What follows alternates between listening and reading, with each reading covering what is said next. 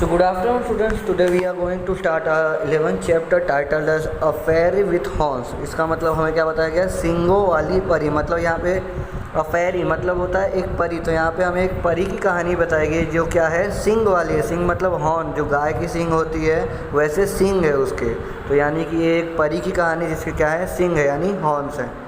तो ये चैप्टर आज हम शुरू करने वाले हैं। चलो अब शुरू करते हैं हम। Let's start the chapter.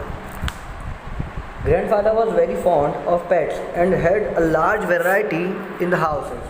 तो यहाँ पे कहा गया है कि ग्रैंडफादर मतलब दादाजी। तो grandfather was very fond of pets. तो जो हमारे दादाजी थे वो क्या थे, पेट्स मतलब जो हम पालतू जानवर रखते हैं वो होता है। तो जो हमारे दादाजी थे वो किसके शौकीन थे, पालतू जानवर के शौकीन थे। And had a large variety in the house. इसलिए क्या है, जो हाउस है उनका घर में, उसकी बहुत सारी वेराइटी मतलब अलग अलग तरह के पालतू जानवर उन्होंने घर में रखे हैं। But my own favourite pet was a black goat. तो मेरा, लेकिन यहाँ पे क्या बताएगा, मेरा खुद का एक पसंदीदा जानवर कौन सा है, काला कलर का क्या है, बकरी है, काली कलर की बकरी है। She had followed me home from the mustard field across the river sun. तो यहाँ पे कैसे पहुँची, तो इन्होंने बताया है शी हैड फॉलोड मी, उसने मेरा पीछा किया था घर तक। कहाँ से, फ्रॉम द मस्टर्ड फील्ड्स, जो सरसों के खेत होते हैं वहाँ से, across the river Son, river के इस पार को, जो सोन नदी जो बताई गई है, सोन नदी से इसने इसका पीछा किया था घर तक, और इस तरह से ये जो बकरी है इसके घर में आई है। Before the rainy season this little river would be just a little stream.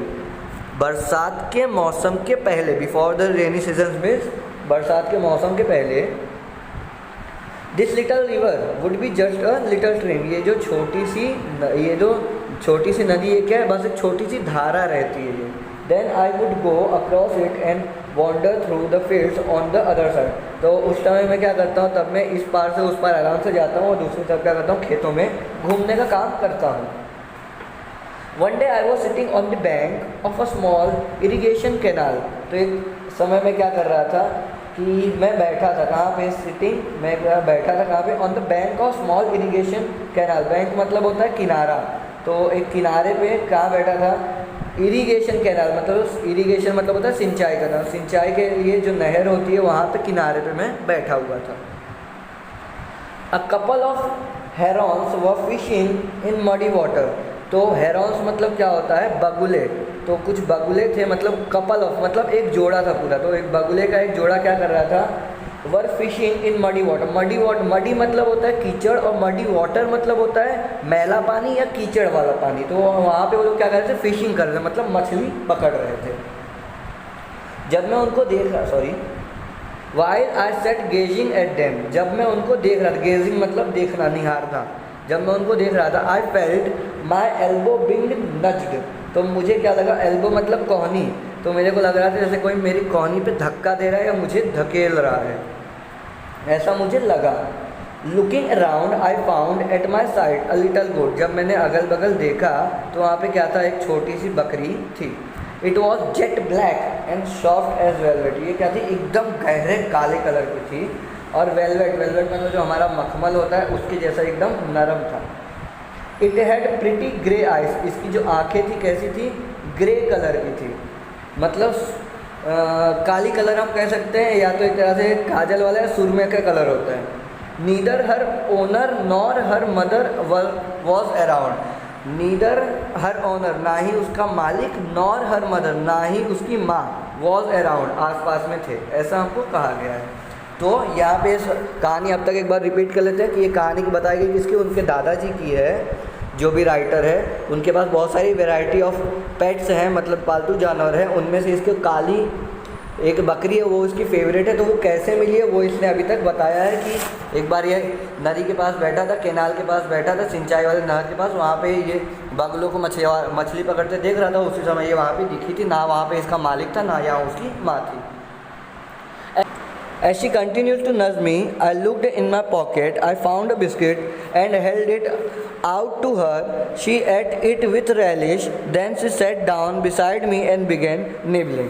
तो अब क्या हो रहा है, जैसे वो मेरे को नच करना शुरू कर, मतलब मेरे को धकेल रही थी, तो मैंने क्या देखा, मेरे पैकेट में कोई पॉकेट आई, जेब में कुछ बिस्किट थे, मैंने वो बाहर निकाले और उसके सामने रख दिए।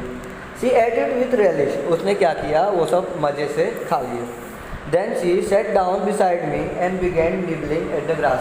फिर क्या गए, खाने के बाद वो मेरे बगल में बैठ गए और फिर जो घास थी ना नीचे उसको भी क्या कुतरने लग गए, खाने लग गए धीरे धीरे। A little later when I got up to leave, थोड़े समय बाद जब मैं उठा जाने के लिए, the goat also rose, जो बकरी थी वो भी उठ गई। When I started walking homeward, she followed me, जब मैं घर की ओर जाने लगा तो उसने क्या किया, मुझे फॉलो किया। She walked unsteadily, वो क्या कर रही थी, आड़े टेढ़े होके डगमगाते हुए चल रही थी। Her thin leg taking her this way and that, उसके छोटे छोटे पाँव थे, वो उससे चल नहीं पा रही, जैसे कभी इधर कभी उधर जा रही थी। Go back home, I said as she danced around me, अब वो क्या कर रही, इधर उधर मेरे आसपास घूमने लगी तो मैंने उसको क्या कहा, घर जाओ। But it seemed her home was on the other side, लेकिन ऐसा लग रहा था उसका जो घर है कहाँ है, other side है, कहाँ के, of the river bed, river के उस दूसरे छोर पर है। And she followed me its bank, और वो जो है मुझे इस किनारे पे फॉलो कर रही है, मतलब पीछा कर रही है। I took the goat in my arms and carried her across the stream, अब मैंने क्या किया, उस बकरी को अपने हाथों में उठाया और झरने के पास ले गया। Then I set her down hoping she would now find her way home, ये सोचा कि अब वो यहाँ से अपने घर चली जाएगी। But she remained beside me, लेकिन वो फिर भी मेरे पीछे आ रही है, पागल है। Rubbing her warm body against my leg, अपने पाँव, अब मेरे पाँव से अपनी बॉडी को क्या रगड़ने लगी, प्यार जताने लगी, जैसे कुत्ते करते हैं, कुत्ते क्या करते हैं, चाटने लगते हैं, उसने क्या किया, अपनी मुंडी मेरे पाँव में घिसने लग गई। I set out for my home with quick steps, अब मैं फटाफट वहाँ से अपने घर जाने लगा। I was sure, मैं पक्का था, I would soon leave the little goat behind, मैं इतना पक्का था कि अगर मैं फटाफट जाऊँगा तो ये जो बकरी है ये पीछे छूट जाएगा और मेरे साथ नहीं आएगी। But her legs were stronger than I thought, उसके पाँव पतले ज़रूर थे लेकिन मजबूत बहुत थे, उसने मेरा पीछा किया, भले मैं तेज़ तेज़ जा रहा था उसने फिर भी मेरा पीछा किया, आदत से मजबूर थी। She came along running right up to the gate of our house, अब वो भागते भागते मेरे पीछा करते करते कहाँ आ गए, ठीक घर के गेट के सामने आ गई। Now there was nothing I could do, अब मैं क्या ही कर सकता था, मैं कुछ नहीं कर सकता था, आ गई घर के बाहर, अब कहाँ छोड़ने जाऊँ उसको। I carried her in at the gate and presented her to grandfather, अब मैं उसको उठाया लेके गया दादाजी को, देखो, ऐसे मैंने उसको प्रेजेंट किया। We put before her a sauce of milk and once she started lapping at it, और हमने क्या किया, उसके सामने एक दूध का प्याला रख दिया और तुरंत ही एक ही बार में उसने क्या गई, चाट गई, पूरा पी गई।